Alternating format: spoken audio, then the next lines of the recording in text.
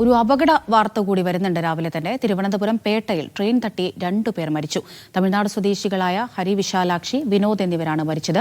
കൊല്ലം Tirunelveli train ഇടിച്ചാണ് അപകടമുണ്ടായത്. KR Saju വിവരങ്ങൾ നൽകും തിരുവനന്തപുരത്ത് നിന്ന്. സാജു, എപ്പോൾ എങ്ങനെയാണ് ഈ അപകടമുണ്ടായത്? ആരാണ് മരിച്ചത്? ഇന്ന് പുലർച്ചെ 1 മണിയോടുകൂടിയാണ് അപകടമുണ്ടായത്.